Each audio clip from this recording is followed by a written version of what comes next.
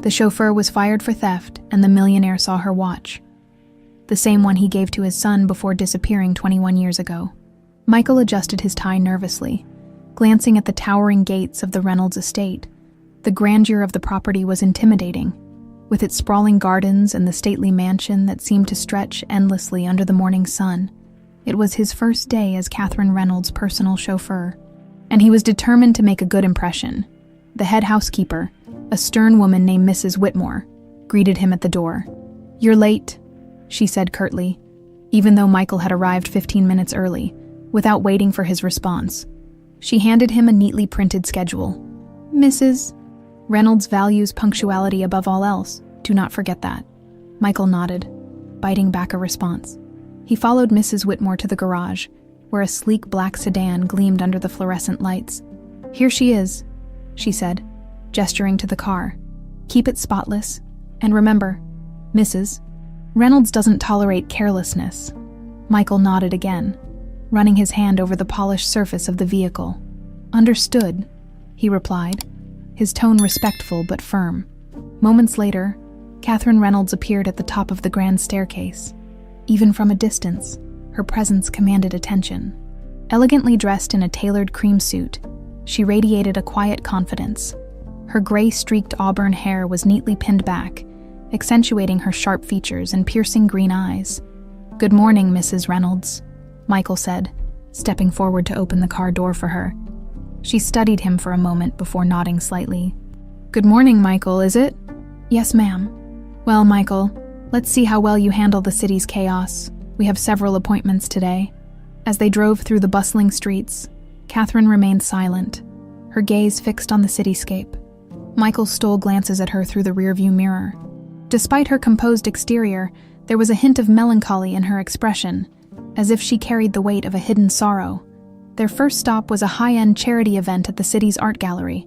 As Catherine exited the car, she turned to Michael. "Wait here. I'll call you when I'm ready." Michael watched as she disappeared into the crowd of elegantly dressed guests. Hours passed, and Michael busied himself by cleaning the already pristine interior of the car. When Catherine finally returned, she seemed weary, but maintained her poised demeanor. "Traffic's going to be a nightmare at this hour," she remarked as she settled into the back seat. "I'll find the fastest route." "Ma'am," Michael replied confidently. To Catherine's surprise, he navigated the congested streets with impressive skill, avoiding bottlenecks and weaving through side streets she hadn't known existed. By the time they arrived home, she regarded him with a touch of approval. "You handled that well." "Michael," she said, stepping out of the car. "Punctuality and competence. I appreciate that." "Thank you, ma'am," Michael replied, a hint of pride in his voice. Over the next few days, Michael's professionalism and calm demeanor began to earn Catherine's trust, unlike the other staff, who maintained a formal distance. Michael's sincerity set him apart. He listened attentively to Catherine's instructions and ensured every detail was perfect, whether it was timing her appointments or adjusting the temperature in the car to her liking. However, it wasn't just Catherine who noticed him. David, Catherine's much younger husband, had been observing Michael closely. At first, David dismissed him as just another employee, but as days turned into weeks, he grew increasingly wary.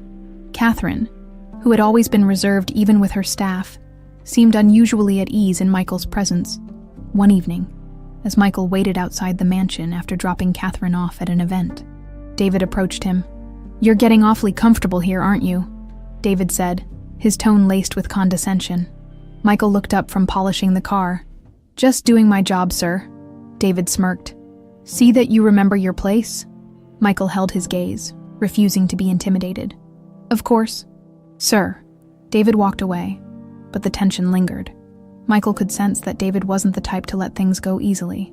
Meanwhile, Catherine began to rely on Michael more, not just as a chauffeur, but as someone she could trust. On one particular drive, as the sun set over the city, she broke the usual silence. "Michael, do you have family?" she asked suddenly. Michael hesitated before answering. "Not anymore, ma'am. I grew up in foster care." Catherine glanced at him through the rearview mirror, her expression softening. "That must have been difficult." "It had its challenges," Michael admitted, "but I had good people along the way." Catherine nodded. Lost in thought, there was something about Michael that resonated with her. A quiet resilience, a strength born from adversity. As the days turned into weeks, Michael became an integral part of Catherine's routine. But under the surface, the tension with David continued to build. He watched Michael with growing suspicion, his charm masking a darker intent. For Michael, however, his focus remained on doing his job with integrity, unaware that he was walking into the center of a storm that would soon change everything. The grand dining room of the Reynolds mansion sparkled under the warm glow of an intricate crystal chandelier. Polished silverware gleamed atop a long mahogany table set for an intimate dinner. The scent of freshly cut roses filled the air, mingling with the rich aroma of the gourmet meal being prepared in the kitchen. Catherine stood at the far end of the room, overseeing every detail of the setup. She wore an elegant navy gown, her poise and sharp eye reflecting her years of experience hosting gatherings for the elite. Across the room, David casually swirled a glass of red wine, leaning against the mantel of the ornate fireplace. "Darling," he said with a sly grin, "are we really putting on this much effort for the Lowells? They're hardly worth the vintage you've chosen." Catherine shot him a pointed look. "Appearances matter, David. You know that as well as I do." David smirked, but said nothing more, instead raising his glass in mock toast to her. Catherine turned away, muttering under her breath. Michael, standing quietly near the entrance, noticed the brief exchange. He'd grown accustomed to their tension, the way their words often carried undercurrents of unspoken grievances. Soon, the guests arrived, and the room filled with polite laughter and clinking glasses. The Lowells, a couple known for their substantial investments in the art world, took their places at the table. Catherine effortlessly transitioned into her role as hostess, her sharp wit and charm on full display.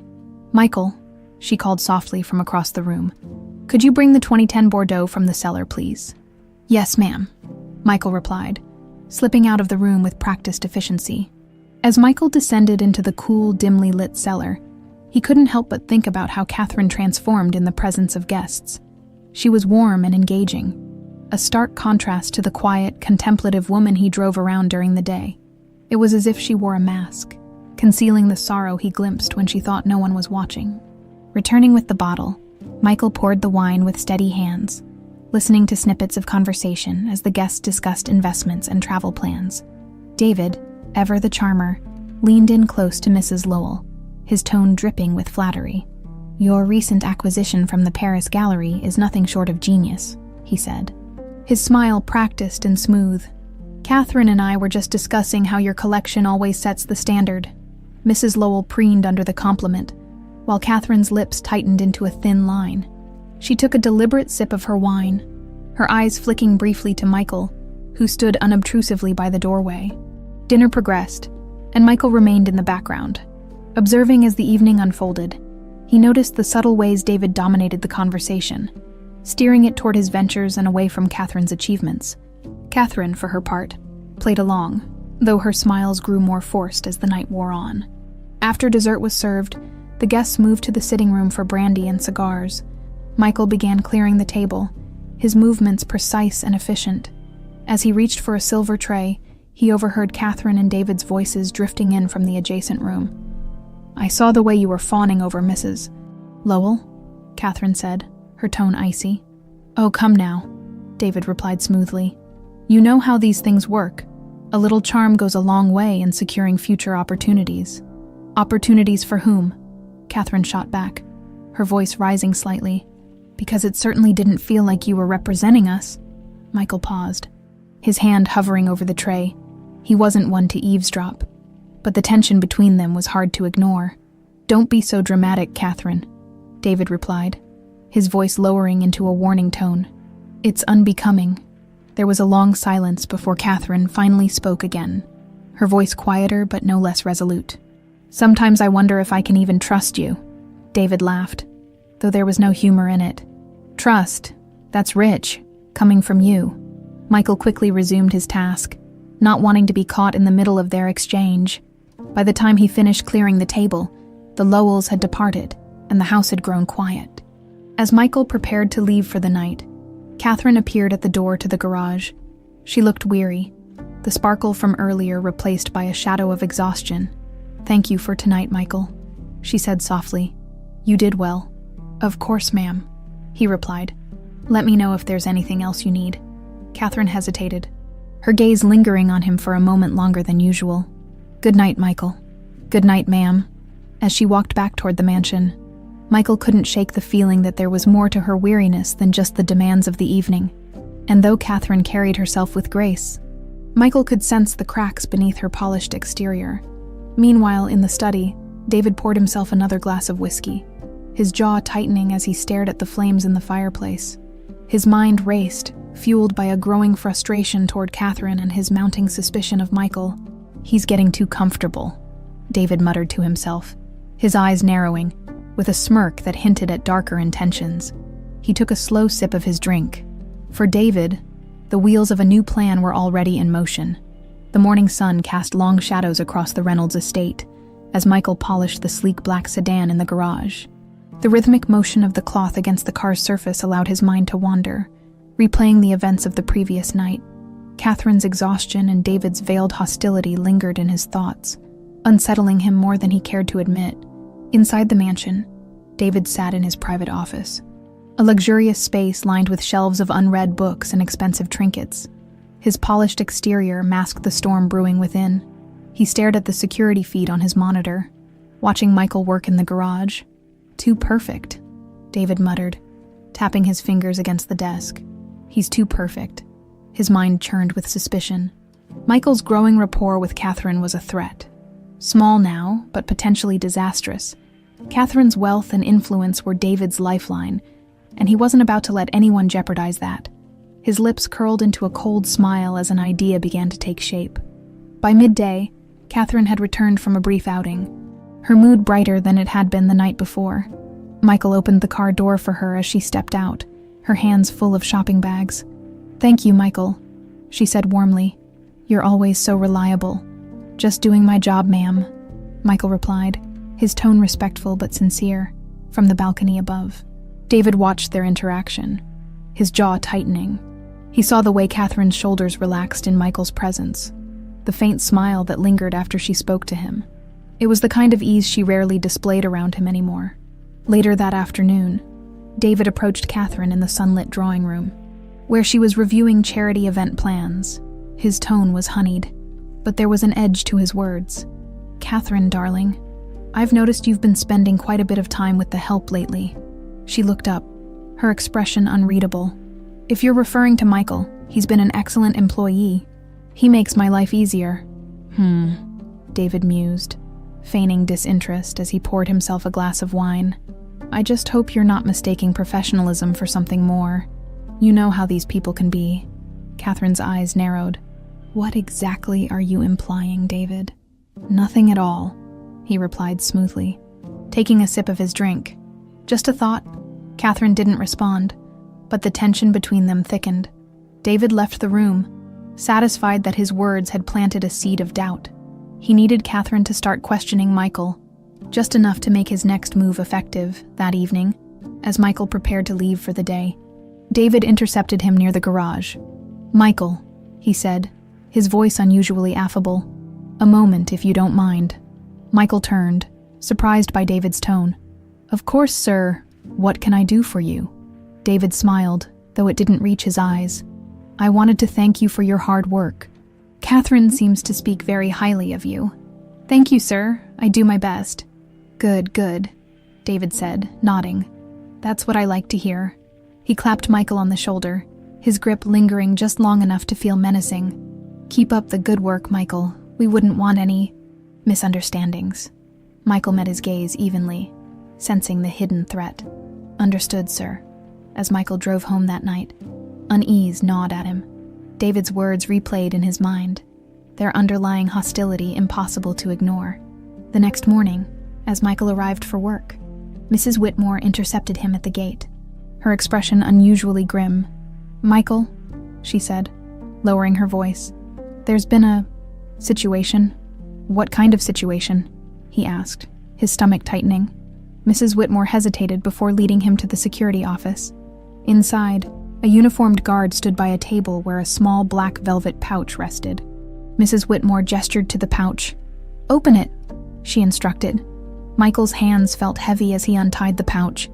Inside were several glittering pieces of jewelry: diamond earrings, a sapphire bracelet, and a gold necklace. His heart sank. "I've never seen these before," he said firmly, looking between Mrs. Whitmore and the guard. "They were found in your locker," Mrs. Whitmore replied, her tone clipped. "I'm sorry, Michael, but we have to report this." Michael's protests fell on deaf ears as Mrs. Whitmore escorted him to Catherine's study. Catherine, who had been reading a report, looked up in confusion as they entered. "What's going on?" she asked, her gaze flicking to Michael and then to Mrs. Whitmore. Mrs. Whitmore explained the situation, presenting the jewelry as evidence. Michael stood silently, his face pale but his posture defiant. "Catherine, I swear I didn't take those," he said, his voice steady. "I don't know how they got into my locker." Catherine's eyes searched his face. Her expression conflicted. "Michael, this is serious." "I know it is," he replied. "But you know me. You know I wouldn't do something like this." Before Catherine could respond, David entered the room, feigning shock. "What's all this commotion?" When Mrs. Whitmore explained, David shook his head solemnly. "It's always the ones you least expect." Catherine shot him a sharp look, but said nothing. After a long pause, she finally spoke. "Michael, I'm sorry, but until this is resolved, I have no choice but to let you go." Michael felt as though the air had been knocked out of him. He nodded stiffly, his voice barely above a whisper. "I understand." As he walked out of the mansion for what he thought would be the last time, Catherine watched from the window, her heart heavy. Something about the situation didn't sit right with her, but she couldn't pinpoint why. Then, as Michael approached his car, the sunlight caught the face of his watch. Catherine's breath caught in her throat. The watch. It was unmistakable. The same antique timepiece she had given Ethan, her son, the day he disappeared.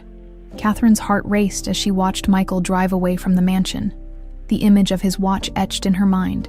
She could barely breathe. The antique timepiece, with its unique cracked face and gold etching, was impossible to mistake. It wasn't just a watch.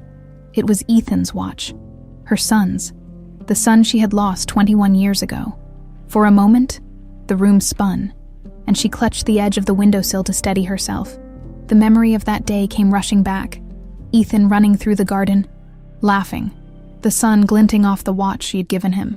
And then, nothing. He was gone. No trace. Just silence and an empty void that had haunted her every waking moment since. "Catherine, are you all right?" David's voice broke through her thoughts, his concern so perfectly performed that it made her skin crawl. "I'm fine," she replied tersely, turning away from the window. She couldn't let him see her vulnerability. Not now. Not when something about this entire situation felt wrong. David tilted his head, studying her. "You look pale. Maybe you should rest. This whole situation with Michael, it's upsetting." "I know." Catherine forced a nod, her mind already racing.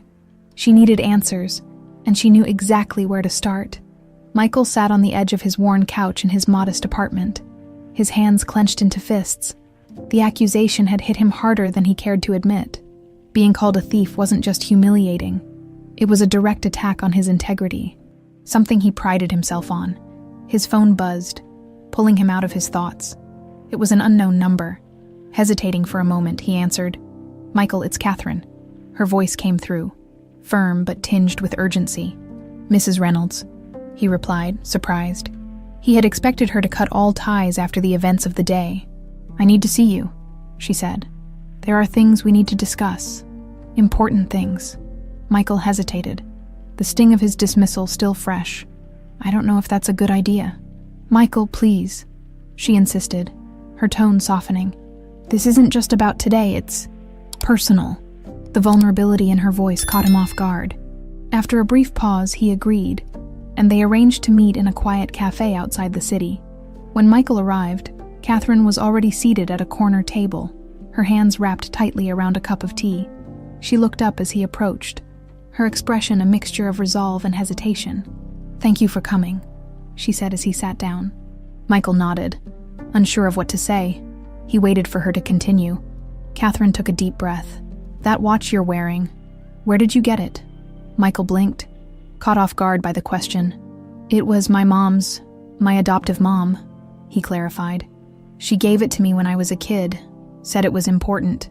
"Do you know where she got it?" Catherine pressed, her voice trembling slightly. Michael shook his head. "She never said, just that it was the only thing she had when she found me." Catherine's breath hitched. "Found you?" Michael hesitated, sensing the weight of her question. "I don't know much about it. I was abandoned as a kid. She told me she found me outside a hospital and took me in." Catherine's hands flew to her mouth, her mind spinning. The timeline, the watch. It all matched. But she needed certainty. She needed proof. "Michael," she said, her voice steady but thick with emotion, "I need you to do something for me.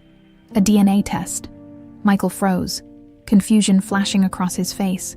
"A DNA test, why?" "Because I believe you might be someone very important to me," she replied carefully, unwilling to reveal too much too soon. Michael stared at her, the pieces of the conversation clicking into place. "Are you saying—" "I'm saying it's possible," Catherine interrupted gently. "And if I'm wrong, I'll leave you alone. But if I'm right, then you deserve to know." Michael leaned back in his chair, his mind racing. He had always wondered about his past, but the possibility that this woman, his former employer, might hold the answers was almost too much to process. "All right," he said finally. "I'll do it." Back at the mansion, David's unease grew. Catherine had been distant all evening. Retreating to her study after her mysterious outing, he paced the length of their bedroom, trying to piece together what she was hiding. When she finally returned, he greeted her with feigned concern. "Catherine, is everything okay? You've been so quiet tonight." She barely glanced at him. "Just tired?" "It's been a long day." David forced a sympathetic smile, but his suspicions deepened. Catherine was hiding something, and whatever it was, it involved Michael. He was sure of it. Later that night, as Catherine slept, David crept into her study. The room was dark, but the faint glow of her computer screen provided enough light for him to see the papers strewn across her desk. Among them was a printout confirming an appointment at a private DNA testing lab. David's blood ran cold. What the hell is she doing?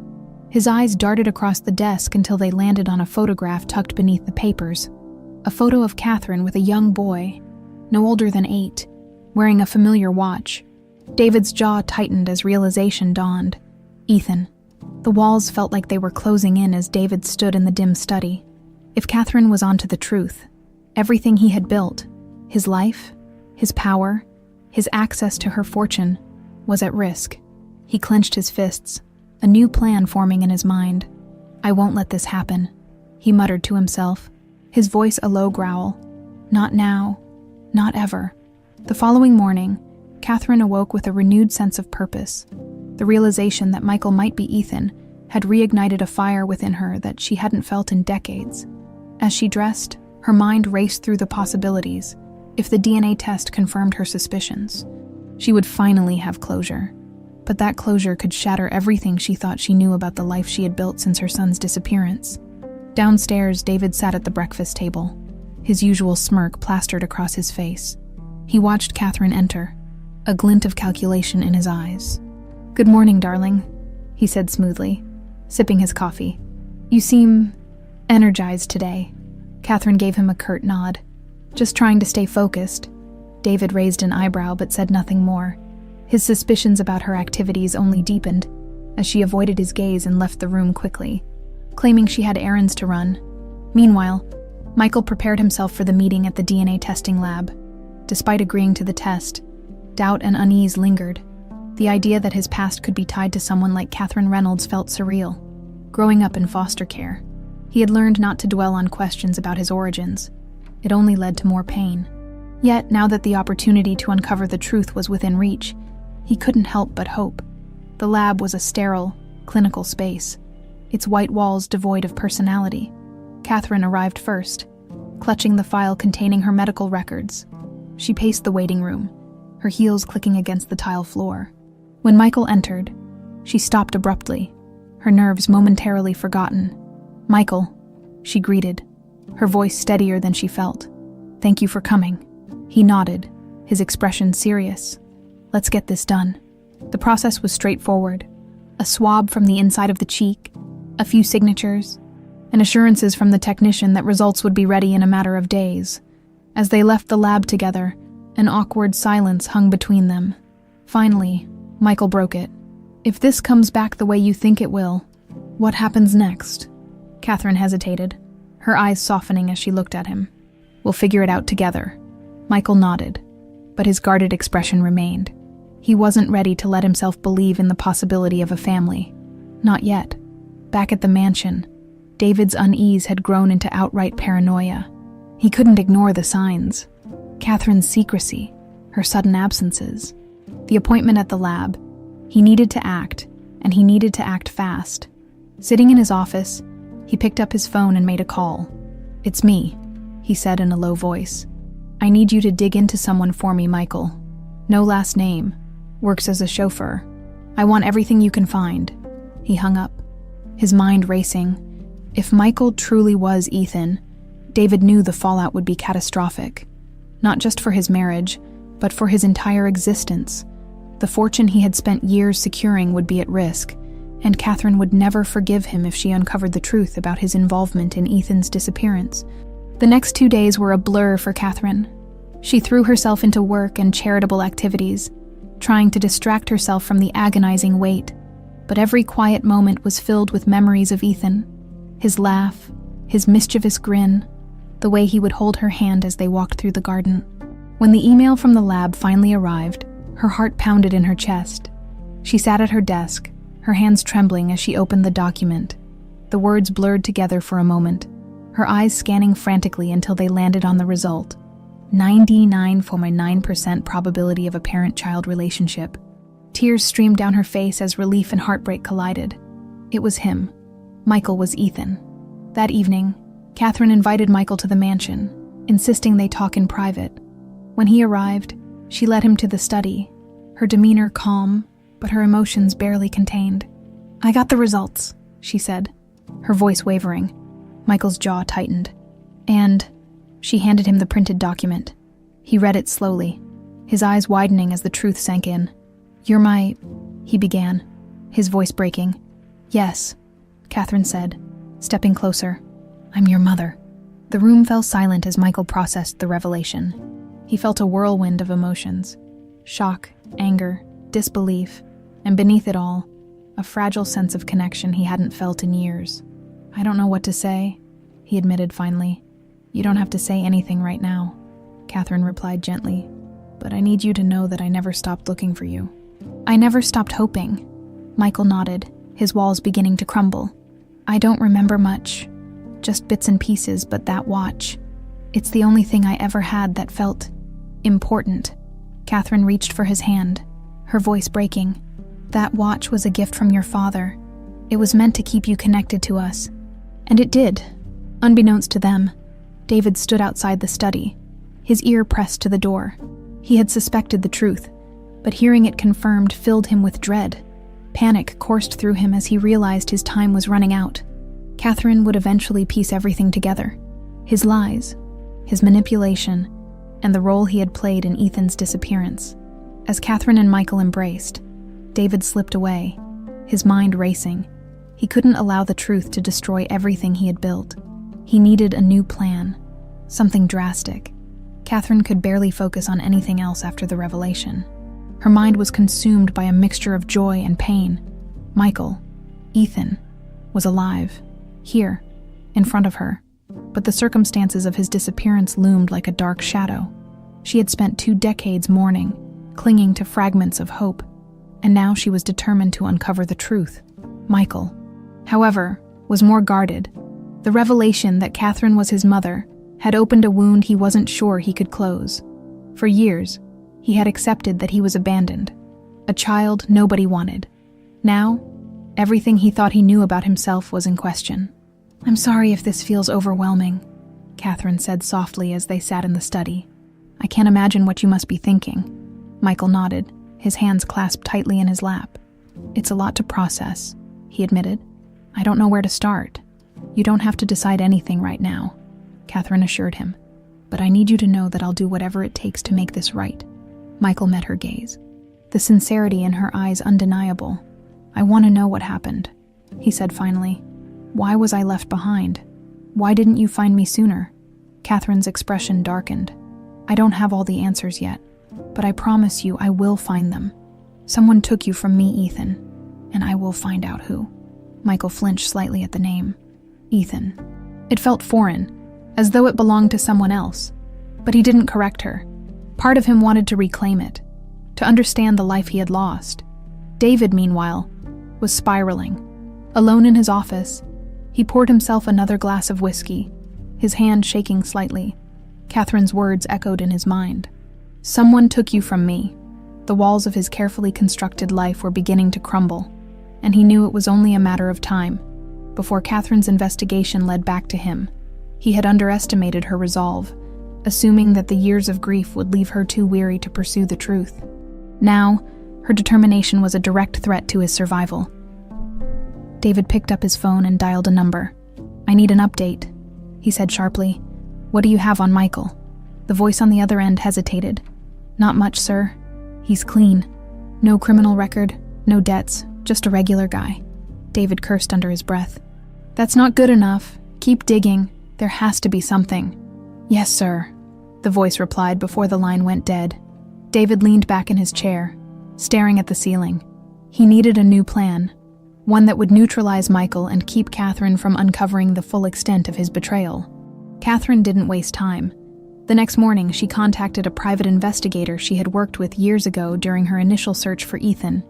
The man, a grizzled veteran named Frank Marshall, had a reputation for being relentless.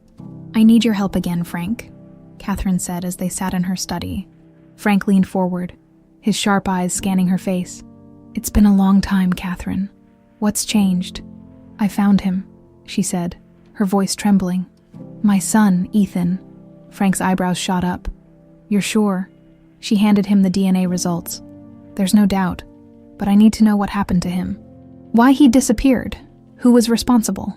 Frank nodded, his demeanor turning serious. "All right, where do we start?" Catherine hesitated before answering. "David." Frank raised an eyebrow. "Your husband?" "Yes," she said firmly. "I don't have proof yet, but I've always had my suspicions. He was so insistent that we stopped looking for Ethan, so quick to accept that he was gone. I didn't want to believe it at the time. But now," Frank scribbled notes in a small leather notebook, "I'll see what I can find. But if he's as slippery as you think, this won't be easy." "I don't care how long it takes," Catherine said. "I need the truth." Michael returned to the mansion that evening. At Catherine's request, she had insisted they have dinner together, just the two of them, to begin rebuilding their relationship as they ate in the smaller dining room, a cozy space far removed from the grandeur of the main hall. Catherine shared stories about Ethan's childhood. "You loved the garden," she said, her voice warm with nostalgia. "You would spend hours out there, chasing butterflies and picking flowers for me." Michael smiled faintly. "I wish I could remember. It sounds nice." Catherine reached across the table, her hand resting on his. "We'll make new memories, I promise," before Michael could respond. The door to the dining room opened, and David entered, his face carefully neutral. "I hope I'm not interrupting," he said smoothly, though his eyes betrayed his irritation. "Actually, you are," Catherine replied coldly. "Michael and I are having a private dinner." David ignored her, turning his attention to Michael. "You're back so soon I didn't think we'd see you again after, well, you know." Michael's jaw tightened, but he remained silent. Catherine stood, her posture rigid. "David, leave," she said, her voice firm. "This is not your concern." David smirked, but there was a flicker of unease in his eyes. "Of course. Darling, enjoy your dinner." As he left the room, Catherine's resolve only strengthened. She could no longer deny the truth. David was hiding something, and she was going to uncover it, no matter the cost.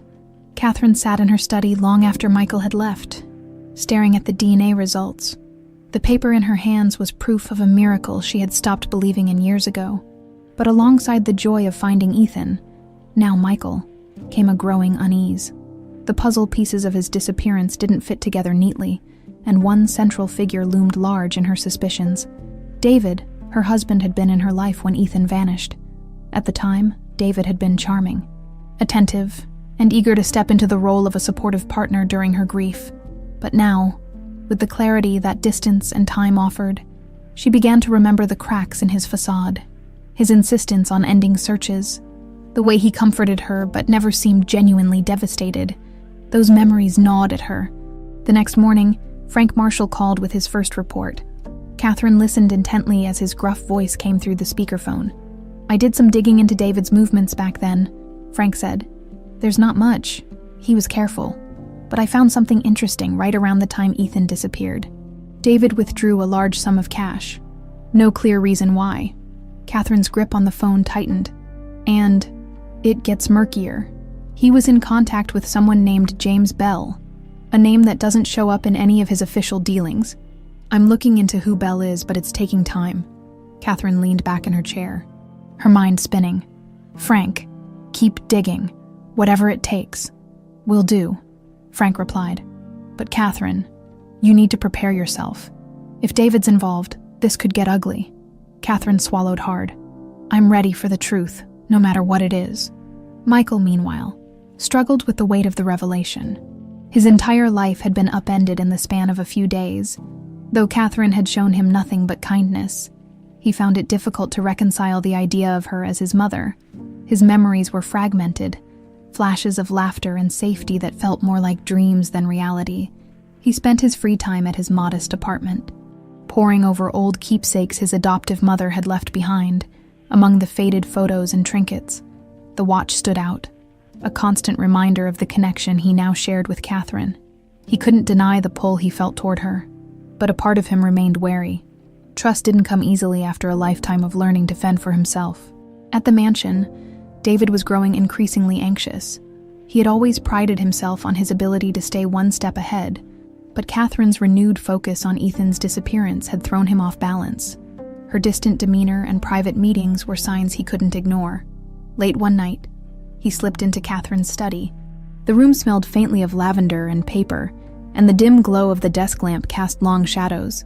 He rifled through her desk drawers, careful not to disturb anything. Among the neatly organized files, he found a folder labeled Ethan. Inside were photos, handwritten notes, and a copy of the DNA results. David's heart pounded as he scanned the document. 99.9% probability of a parent-child relationship. The words hit him like a blow. Catherine had found him. Found Ethan. Damn it. David muttered under his breath, his mind racing. If Catherine knew the truth about Michael, it was only a matter of time before she uncovered everything else. He couldn't let that happen. The next day, Catherine met Michael for lunch at a small cafe in the city. She had hoped to create a more casual environment, one that might help ease the tension between them. Michael arrived looking slightly uncomfortable, his usual calm demeanor strained. "Thank you for coming," Catherine said as he sat down. "I know this has been a lot." Michael nodded. "That's an understatement." Catherine smiled softly, trying to bridge the gap between them. "I thought it might help if we talked. If there's anything you want to ask me, anything you want to know, I'm here." Michael hesitated, his hands fidgeting with the edge of the table. I just don't understand why this is happening now. Why didn't you find me sooner?" Catherine's expression faltered. "I tried, Michael, for years. I tried. But the trail went cold. And I was surrounded by people who told me to move on. To let go." "David?" Michael asked, his tone cautious. Catherine hesitated before nodding. "Yes, he was supportive at first, but eventually, he convinced me there was no hope. I wanted to believe him because it was easier than facing the pain every day." Michael leaned back, absorbing her words. "And now, what changed?" "You," Catherine said simply. "You walked into my life, and everything I thought I knew changed. I can't explain it, but the moment I saw that watch, I knew there was something there, and now I know why." Michael looked down, the weight of her words pressing against his chest. "I don't know how to be what you want me to be. I don't want you to be anything other than who you are," Catherine said, her voice firm. "But I do want to give us a chance to figure this out, together." As Catherine returned to the mansion that afternoon, her resolve strengthened. She couldn't let David continue to manipulate her life. She had allowed herself to be blinded by grief and desperation for too long now. With Michael back in her life, she was determined to confront the past and expose the truth. But David was already preparing his next move. In his office, he made another call, his tone low and menacing. "Belle, it's time. We need to make sure this problem disappears. For good." Catherine's suspicions deepened with every passing day. David's demeanor had shifted noticeably. He was quieter, more watchful, and his frequent disappearances from the mansion did little to quell her unease. If Frank was right about David's connection to James Bell, then she was dealing with a conspiracy that stretched back decades. Frank Marshall arrived at the mansion early that morning, a worn leather briefcase in hand. His presence was deliberate. Catherine wanted David to know she wasn't backing down. As Frank stepped into her study, Catherine shut the door behind him. "What do you have?" she asked, her voice steady but tinged with urgency. Frank opened his briefcase, pulling out a stack of documents. "I dug deeper into James Bell. Turns out, he's not just some nobody. He's a fixer, someone who handles problems for people with deep pockets. He's been linked to several disappearances, all conveniently tied to wealthy clients." Catherine felt a chill run down her spine. And his connection to David. Frank pulled out a grainy photo taken at a restaurant 2 decades earlier. In the foreground sat David, his face unmistakable, shaking hands with a man who looked every bit the part of a shady operator. "This was taken 3 weeks after Ethan disappeared," Frank said grimly. "Bell was in town for 2 days. After that, he vanished." Catherine stared at the photo, her stomach twisting. "It's him," she whispered. "David lied to me all these years." Frank nodded. "I'd bet my career on it. But if you're going to confront him, you'll need more than this. Bell's still alive, and if we can get to him, we might have a chance at getting a confession." Across town, Michael stood in the doorway of his small apartment, staring at Catherine's watch. It had become an anchor in his storm of emotions, a tangible link to the mother he was still struggling to accept. His phone buzzed on the counter, pulling him from his thoughts. "Michael," Catherine's voice came through, calm but insistent. "I need you to come to the mansion. There's something you need to hear." "What is it?" he asked, already sensing the tension in her tone. "Just come," she said. "You'll understand when you're here." Michael agreed reluctantly, his gut telling him that whatever Catherine had to say, it would change everything. David had been in his office when Frank arrived at the mansion, and the sight of the private investigator strolling through the gates had sent his paranoia into overdrive. He watched from the window, gripping the edge of his desk as Catherine welcomed the man into her study. "Damn it," David muttered, pacing the room. He grabbed his phone and dialed James Bell. "This is getting out of control," David hissed. "Catherine's on to us. She brought in a private investigator." "Calm down," Bell replied, his voice as smooth as ever. "You panicking isn't going to help.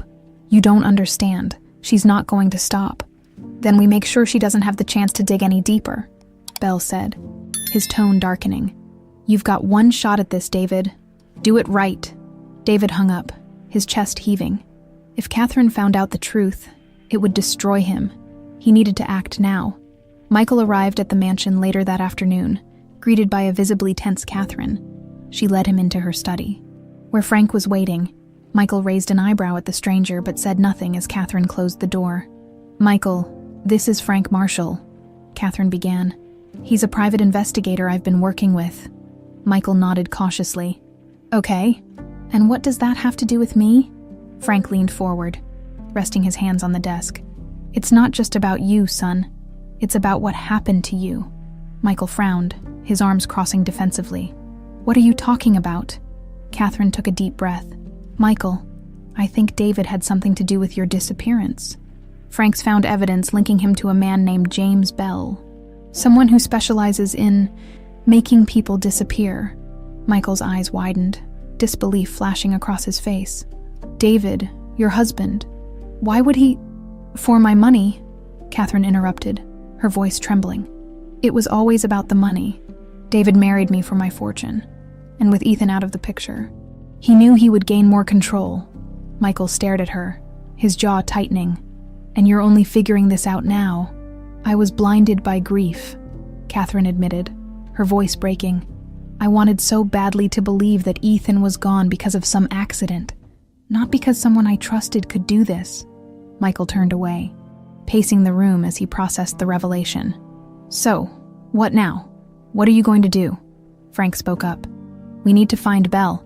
If we can get him to talk, we'll have enough to bring David down. Michael nodded slowly. And what happens if we can't? Catherine's eyes hardened. Then I'll handle David myself. As dusk settled over the mansion, David made his move. Under the guise of taking a business call, he slipped out of the house and drove to a secluded warehouse on the outskirts of the city. Bell was waiting for him, leaning casually against the hood of his car. You're late, Bell said, lighting a cigarette. I had to make sure no one noticed, David snapped. We need to act now. Catherine's getting too close. Bell exhaled a plume of smoke, his expression unreadable. You sure you're ready for this? There's no going back. David hesitated, his hands clenching into fists. Just tell me what I need to do. Bell nodded, his cold smile sending a chill down David's spine. Leave it to me. By the time I'm done, there won't be anything left for her to find. The morning air was tense at the Reynolds mansion, thick with an unspoken unease. Catherine sat in her study, her hands clasped tightly as she stared at the scattered documents on her desk. The photo of David and James Bell haunted her thoughts. Her grip on the truth was growing firmer, but so was the danger that came with it. Michael arrived early, responding to Catherine's request for another meeting. He found her in the study, her usual composed demeanor replaced with a weary intensity. Frank Marshall was already there, pacing the room with a grim expression. Morning, Michael said cautiously as he stepped inside. What's going on? Catherine motioned for him to sit. We've uncovered more about David, and about the man who might have taken you, James Bell. Michael frowned, his jaw tightening. You're saying he hired someone to get rid of me? Frank nodded, his tone blunt. That's exactly what we're saying. Bell's got a history of handling problems for rich people who want their hands clean. David fits the profile. Michael leaned back, a storm of emotions crossing his face. If that's true, why am I still alive? Why didn't this guy finish the job? Frank exchanged a glance with Catherine before answering. That's the part we don't know. Maybe something went wrong. Maybe Bell didn't follow through. Either way, it's time to get some answers. Across town, David sat in a dimly lit cafe, his nerves fraying with every second. James Bell slid into the booth across from him, his movements calm and calculated. He looked every bit the professional fixer, unassuming but with an air of danger. This better be good, Bell said, lighting a cigarette. I don't usually do face-to-face. David leaned forward, his voice a harsh whisper. Catherine's closing in. She brought in a private investigator. He's digging through everything. Bell exhaled a plume of smoke, his expression unmoved. And, David hissed. She's going to figure it out. She's already putting pieces together, if she links me to you. Bell cut him off with a sharp laugh. Relax. She's not going to find anything. You paid me well to make sure of that, remember? David's hand trembled as he gripped his coffee cup. I can't afford for this to blow up in my face. Do something. Bell tilted his head, studying David like a predator sizing up its prey. You're panicking. That's the first mistake.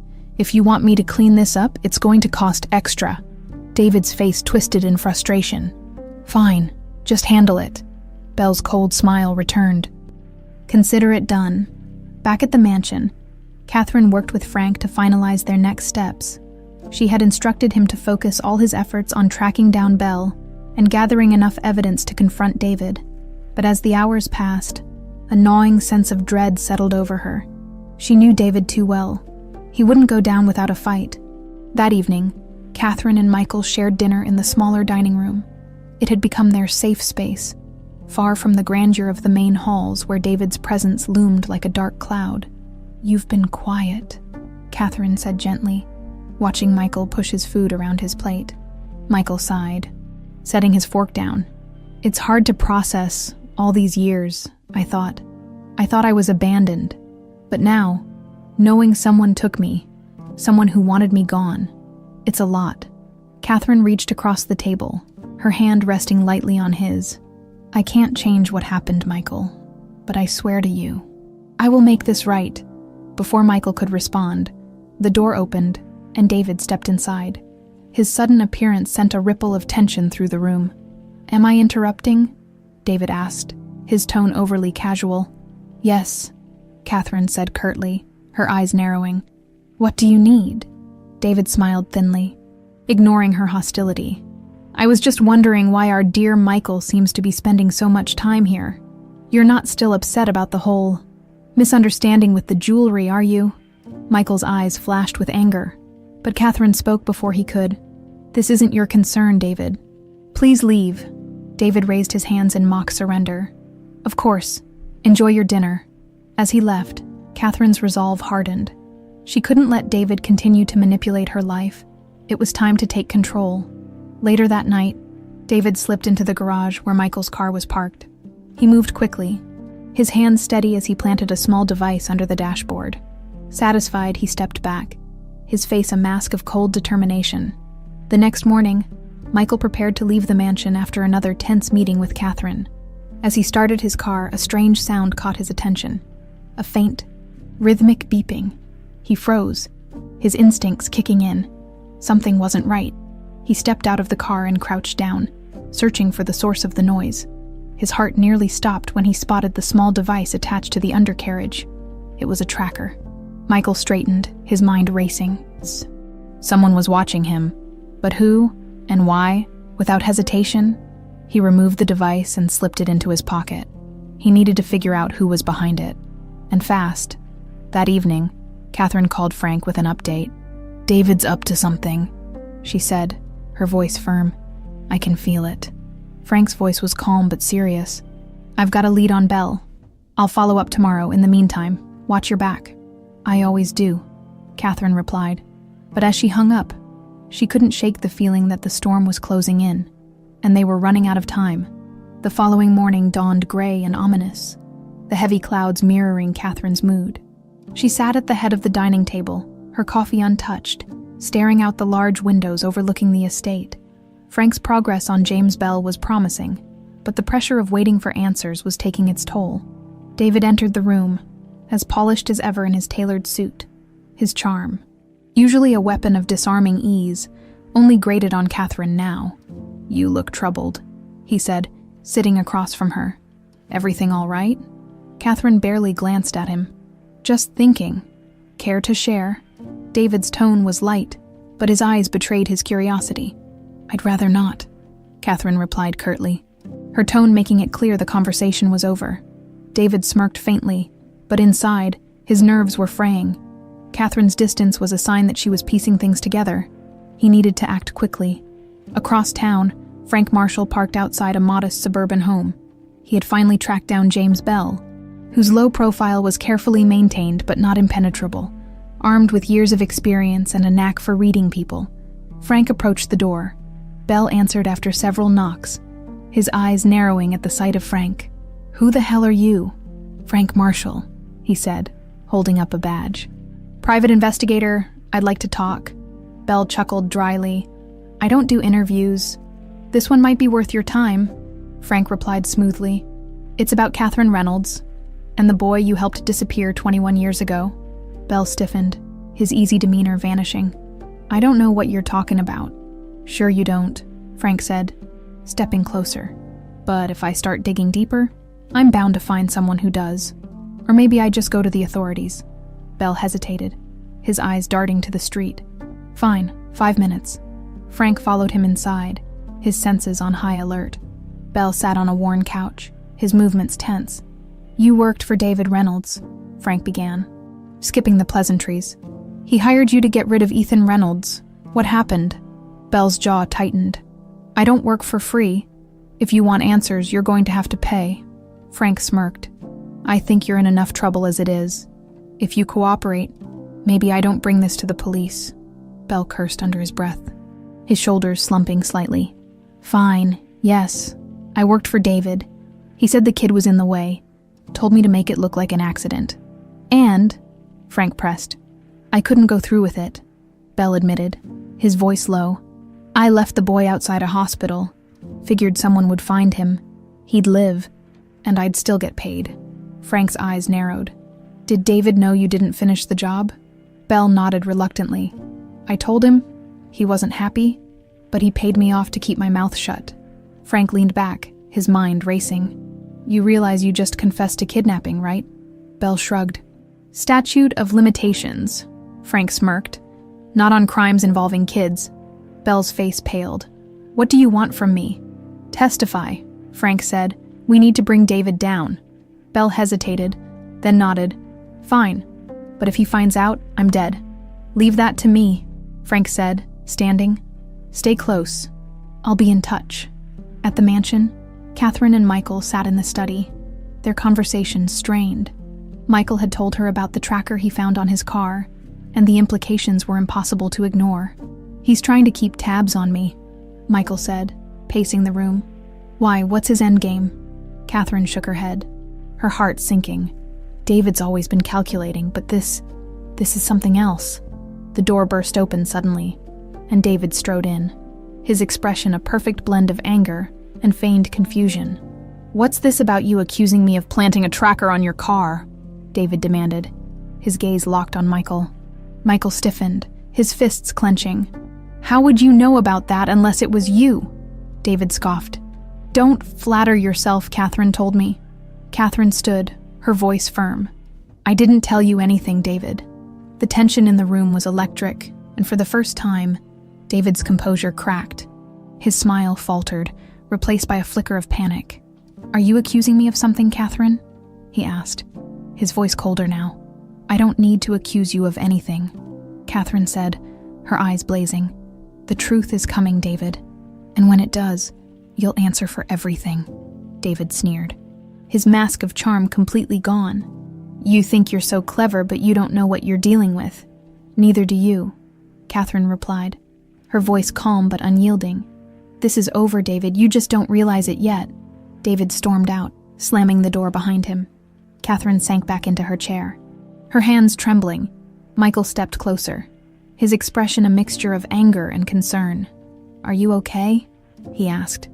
I will be, Catherine replied, her resolve hardening. We're going to end this, Michael.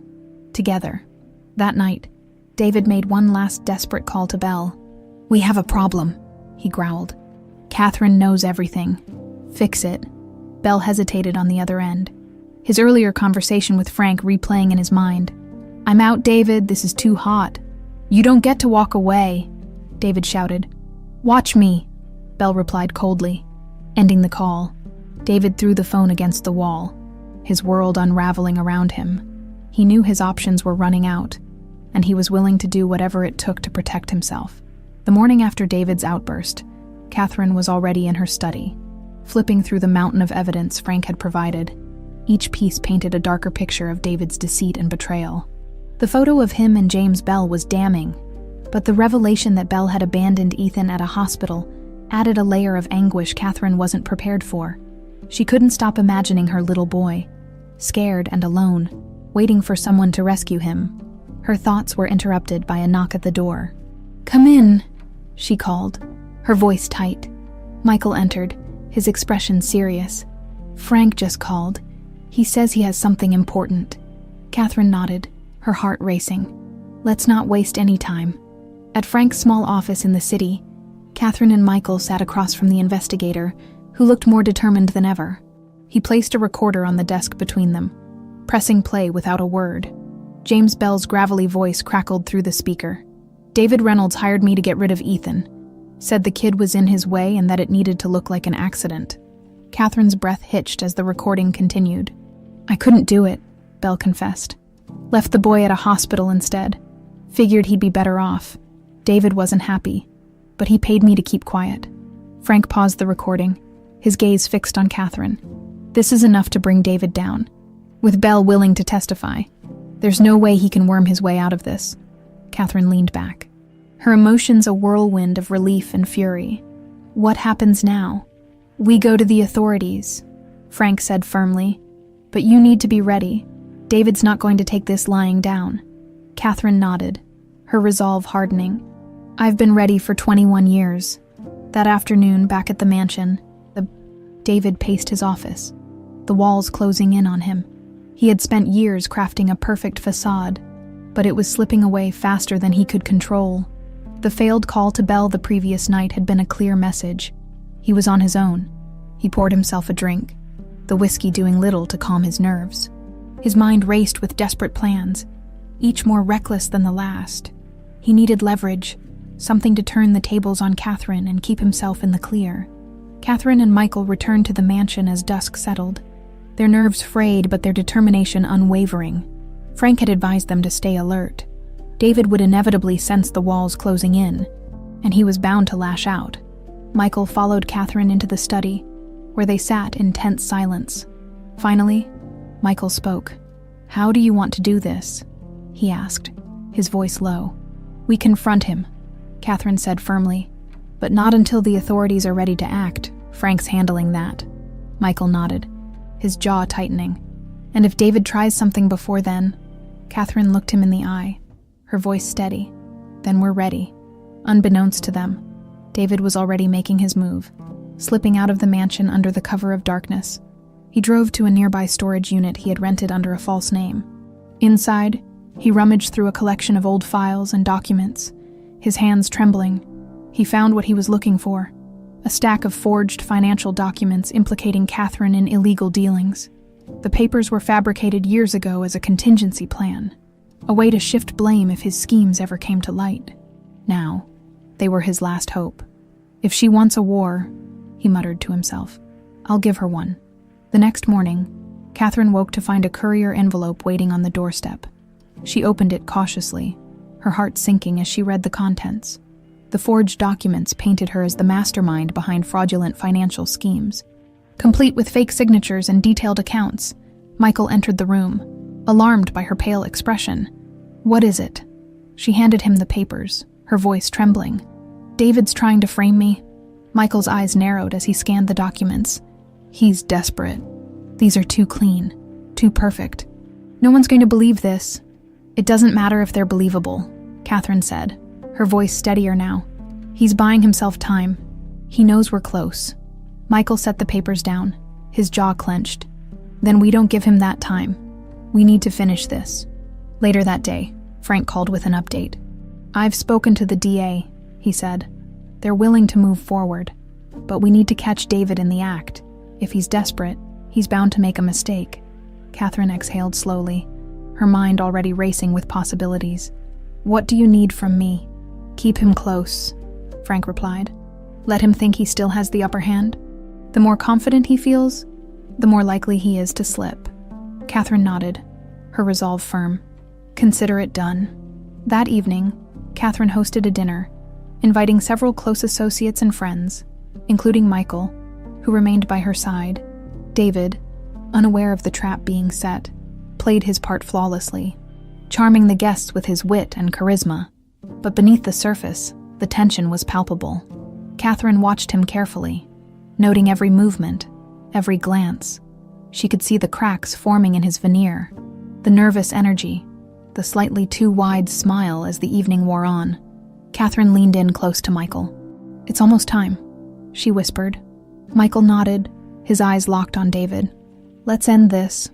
The grand dining room buzzed with polite conversation and the clinking of glasses as Catherine's carefully orchestrated dinner party unfolded. The guests, a mix of business associates, longtime friends, and influential figures, filled the room with an air of sophistication. But beneath the veneer of civility, the tension between Catherine and David simmered like a storm waiting to break. Michael, seated near the end of the table, kept his eyes on David, his instincts on high alert. He could sense the subtle shifts in David's demeanor, the forced laughter, the restless tapping of his fingers against his glass. It was a performance, one that Michael was certain wouldn't last the night. Catherine, however, was calm and deliberate. She moved through the evening with practiced ease, engaging her guests while keeping a sharp eye on David. This was her battlefield, and she intended to control every moment. As the main course was cleared, Catherine stood, raising her glass to signal a toast. The room quieted as all eyes turned to her. "Thank you all for joining me tonight," she began, her voice warm but firm. "It's always a pleasure to be surrounded by such esteemed company." David smiled, raising his own glass. To Catherine, the perfect hostess. A ripple of laughter passed through the room, but Catherine's gaze remained locked on him. She set her glass down, her tone shifting. "While we're here," she continued, I think it's time to address something important." The room grew quieter, the shift in her tone catching everyone's attention. David's smile faltered, a flicker of unease crossing his face. "Catherine," he said lightly, "perhaps now isn't the time." "It's exactly the time," Catherine interrupted, her voice steady. "There's a truth that needs to be brought to light, and I believe this is the perfect audience for it." David's knuckles whitened as he gripped his glass. "What are you talking about?" Catherine motioned to Michael, who stood and walked to her side. The room murmured, the sight of Catherine and her former chauffeur standing together a curious sight. Catherine took a deep breath, her eyes scanning the room before settling on David. "This is Michael," she began. "Some of you may know him as my former chauffeur, but what you don't know is that Michael is my son, Ethan." The room gasped in unison, the revelation landing like a bombshell. David's face paled, his mask of composure slipping. "This is absurd," David sputtered, his voice tinged with desperation. "What are you talking about?" "I'm talking about the son you tried to take from me," Catherine said, her voice rising. "The boy you had kidnapped, thinking it would secure your control over my life and my fortune." The murmurs in the room grew louder, shock and disbelief rippling through the crowd. David laughed nervously, shaking his head. "You can't be serious," he said. "This is some wild fantasy." "I have proof," Catherine snapped, her voice cutting through the room. She motioned to Frank, who stepped forward from the shadows, holding a folder of documents. Frank placed the folder on the table, his expression grim. "This contains everything: testimonies, financial records, and communications linking you to James Bell. He's already agreed to testify." David's eyes darted around the room, searching for an escape. "This is a setup," he shouted. "Catherine, you're letting these people manipulate you." Catherine stepped closer, her voice cold. "No, David. The only manipulation here is yours. You stole my son. You lied to me for 21 years. And now, it's over." Michael stepped forward, his gaze piercing. "You almost ruined my life," he said, his voice low but filled with restrained fury. "But you didn't win." David's composure cracked completely. "You're nothing but a pawn," he spat at Michael. "You wouldn't even be here if it weren't for my decisions." Catherine raised her hand, silencing the room. "Enough," she said, her tone final. She turned to Frank. "Call them." Frank nodded, stepping out of the room. Moments later, the sound of approaching footsteps echoed through the hall. 2 police officers entered, their presence commanding silence. "David Reynolds," one of them said. "You're under arrest." David's face contorted with fury and desperation. "You can't do this. You have no idea who you're dealing with." Catherine met his gaze, her expression unyielding. "I know exactly who I'm dealing with, and I've waited too long for justice." The officer stepped forward, placing handcuffs on David as the room watched in stunned silence. He struggled, shouting accusations and threats, but the fight had left his voice hollow. As the officers led him away, Catherine turned to her guests. "I apologize for the disturbance," she said calmly, but the truth needed to come out. The guests remained silent, their expressions a mix of shock and respect. One by one, they began to leave, murmuring words of support and disbelief as they passed. Later that night, Catherine and Michael sat together in the study, the house quiet for the first time in what felt like years. The weight of the evening hung heavy in the air, but there was also a sense of relief. "It's over," Michael said softly. Catherine nodded, her eyes glistening. "It's over." For the first time, she allowed herself to exhale, the years of pain and uncertainty finally lifting. Michael reached for her hand, and they sat in silence, letting the reality of their newfound bond settle in. The mansion was eerily quiet the morning after David's arrest.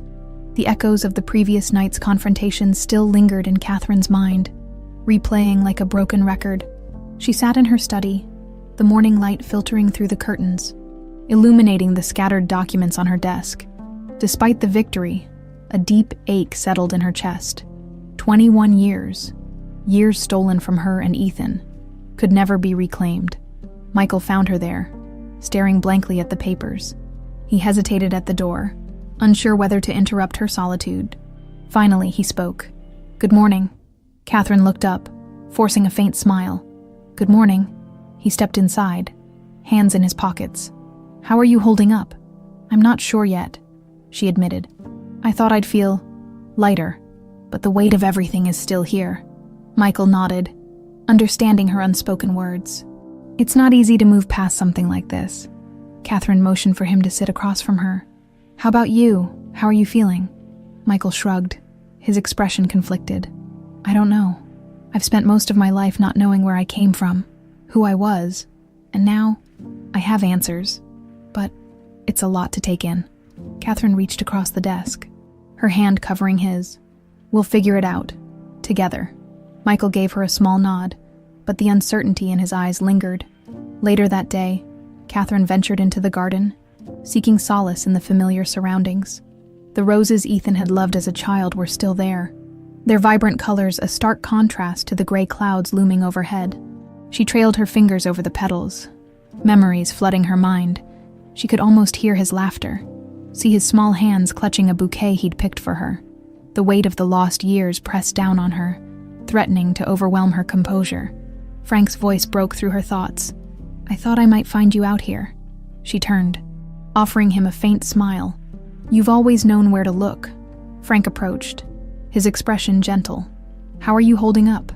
"Better now," she replied, though the tremor in her voice betrayed her. Frank nodded, standing beside her. "You did what most people wouldn't have had the strength to do. You stood up to him." "I didn't have a choice," Catherine said quietly. "I couldn't let him get away with what he did." Frank hesitated before speaking again. "Bells agreed to testify. The case against David is airtight. There's no way he's walking away from this." Catherine exhaled slowly, the weight of relief mingling with the pain of the past. "Good. He deserves every consequence. And you deserve peace," Frank said firmly.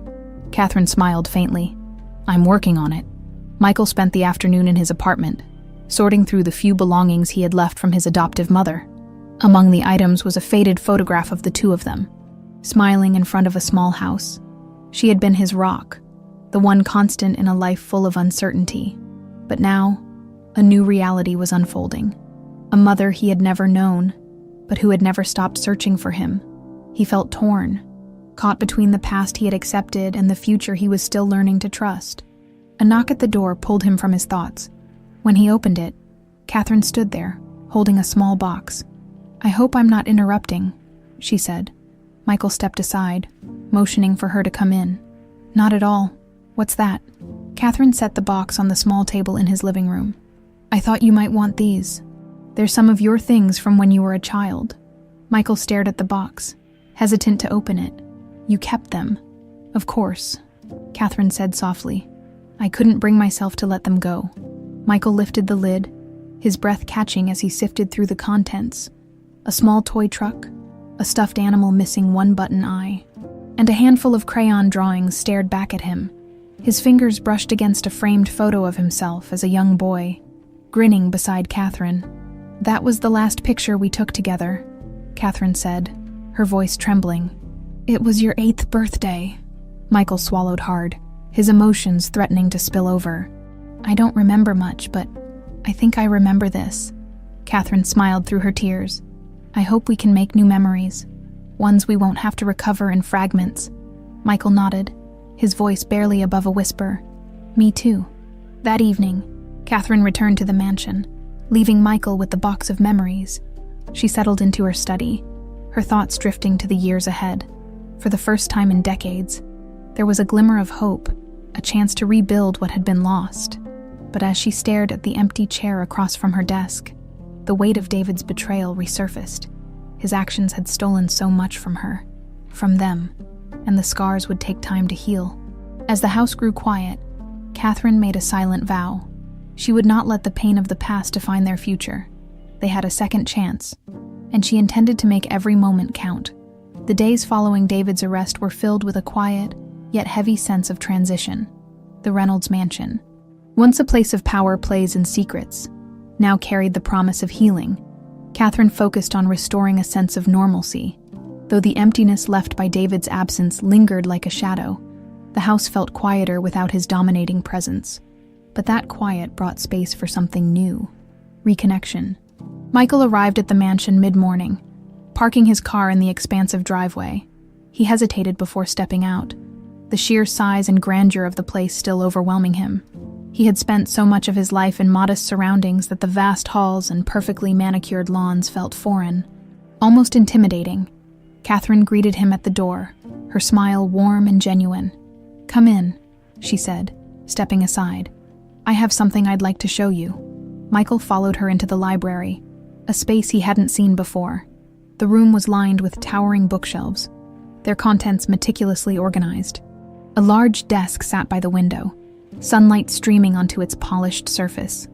On the desk was an album, its leather cover worn but well preserved. Catherine gestured for him to sit as she opened the album. "I thought it might be time for you to see this." The first page held a photo of Michael as a baby, swaddled in a soft blanket. His mother's younger self smiled down at him, her eyes filled with joy and promise. "This was the day we brought you home from the hospital," Catherine said softly. "You were so small, but you had this fierce little cry. It was like you were determined to make your presence known." Michael chuckled despite himself. "Sounds about right." Catherine flipped through the pages, showing him snapshots of birthdays, holidays, and quiet moments in the garden. Each image was a fragment of a life he barely remembered, but seeing them brought a strange sense of comfort. "I kept this album with me through everything," Catherine said, her voice thick with emotion. "It was my way of holding on to you when I couldn't find you." Michael nodded, his throat tightening. "Thank you for keeping this, for not giving up." "I never could," Catherine replied, reaching for his hand. "Even when everyone told me to move on, I couldn't let go of the hope that you were out there." Later that afternoon, Michael joined Catherine in the garden. It was a space that seemed to embody her resilience, every flower carefully tended, despite the chaos that had touched her life. Michael helped her trim the roses, their vibrant petals reminding him of the drawings he had found in the box she'd given him. "I used to love this garden," he said, his voice tinged with wonder. "I don't remember much, but I remember the colors." Catherine smiled, her hands moving deftly among the thorns. "You used to spend hours out here, making up stories about the flowers. You said the roses were soldiers, and the daisies were their queens." Michael laughed. "Michael," shaking his head. "Sounds like I had quite the imagination." "You did," Catherine said, her tone wistful. "And you still do. It's in the way you approach life, the way you carry yourself. That spirit never left you." Michael paused, looking at her. "I don't know how to do this," he admitted. "Being your son. It's not that I don't want to, I understand." Catherine interrupted gently. "This isn't something we can rush. We'll take it one step at a time, and we'll figure it out together." Michael nodded, the sincerity in her voice easing some of his apprehension. "Okay, one step at a time, that evening, at a time." Catherine made her way to the attic, a space she hadn't visited in years. Dusty boxes lined the shelves, each one a time capsule of memories she hadn't been ready to face. With renewed determination, she opened a box labeled Ethan.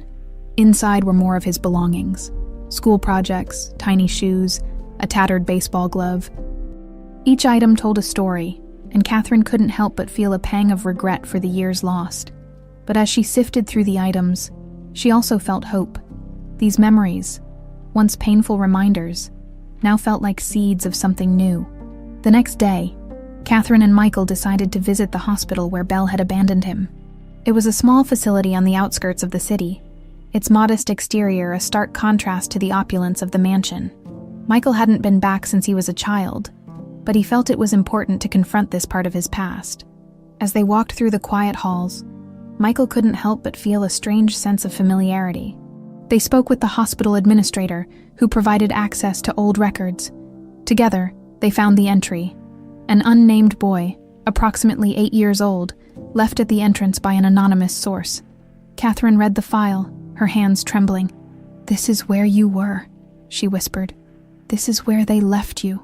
Michael placed a reassuring hand on her shoulder. "But it's also where I was found. Someone took me in. Someone gave me a chance." Catherine nodded, her tears falling silently.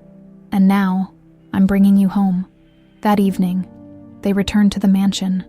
Both emotionally exhausted but closer than ever, Catherine led Michael to a room on the second floor, its furnishings simple but warm. "This was meant to be your room," she said. I kept it as it was, hoping that one day you'd come back. Michael looked around, his heart heavy but full. Thank you, he said quietly. For everything. Catherine smiled, her eyes glistening. This is just the beginning. Michael, we have a lifetime to catch up on. The days turned into weeks, and for the first time in years, the Reynolds mansion felt like a home rather than a monument to Catherine's grief. With David gone and the truth finally exposed, a sense of peace began to settle over the household. Yet, for both Catherine and Michael, rebuilding their relationship was a delicate process. Michael spent more time at the mansion, gradually becoming more comfortable in the space that had once felt alien to him. Catherine, in turn, found joy in reintroducing him to pieces of his past, from old family traditions to favorite recipes she hadn't made in years. One afternoon, Catherine invited Michael to the kitchen, an apron draped around her neck. I thought we could bake something together, she said, holding up a recipe card. Your favorite when you were little. Chocolate chip cookies. Michael raised an eyebrow, amused. You bake? Not well, Catherine admitted with a laugh. But I always made these for you. You used to call them magic cookies because you said they made everything better. Michael chuckled, tying an apron around his waist. Let's see if the magic's still there. As they worked, Catherine recounted stories of Ethan's childhood. How he would sneak extra cookie dough when she wasn't looking. How he once declared himself the king of the cookies, after a particularly successful batch. Michael listened intently, his hands busy mixing ingredients, but his mind absorbing every detail. It's strange, he said after a while, his voice quieter, hearing about this version of me that I don't remember. Catherine paused, her hand resting on the edge of the counter. I know it's overwhelming, but you don't have to force anything. The memories will come, or they won't. What matters is who you are now. Michael nodded, his gaze meeting hers. I appreciate that. Meanwhile, Frank Marshall worked tirelessly to ensure David's conviction. The case against him was airtight. With James Bell's testimony and the overwhelming evidence Catherine and Frank had gathered, despite David's attempts to manipulate the narrative, the truth prevailed. One afternoon, Frank called Catherine with an update. David's trial date is set. The day doesn't anticipate any delays. Good, Catherine replied firmly. He deserves to answer for what he's done. And Bell, she asked. He's agreed to testify, Frank said. I'll keep an eye on him to make sure he doesn't back out. Thank you, Frank, for everything. Frank's voice softened. You're stronger than you give yourself credit for, Catherine. Not everyone would have fought this hard. Catherine hung up, her heart heavy but resolute. Justice was finally within reach, but the scars left behind by David's betrayal would take time to heal.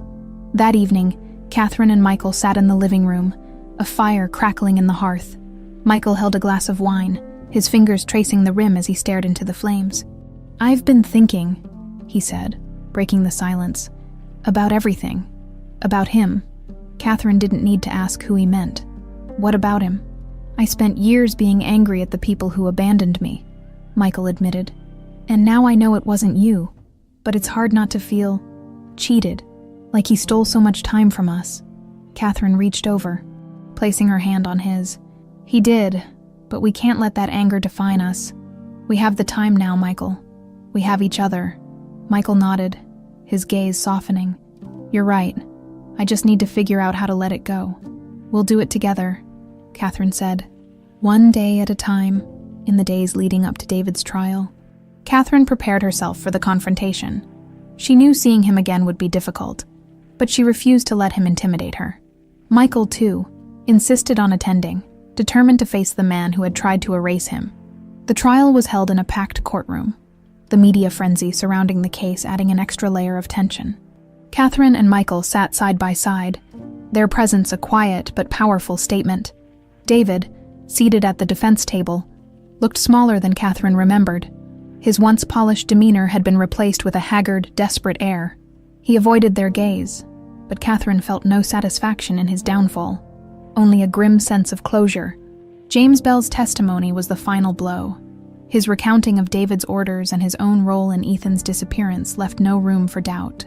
By the time the verdict was read, guilty on all counts, Catherine and Michael exchanged a glance, their expressions a mixture of relief and sorrow. It's over, Michael said quietly as they left the courtroom. Catherine nodded, her shoulders relaxing for the first time in weeks. It's over. Back at the mansion, Catherine and Michael sat in the garden, the roses blooming brightly around them. The weight of the trial had lifted, leaving space for something new, hope. "What's next for you?" Catherine asked, her voice light but curious. Michael shrugged, a small smile playing on his lips. "I don't know yet, but I think I'd like to stick around for a while. Get to know this part of me I never had before." Catherine smiled, her heart swelling.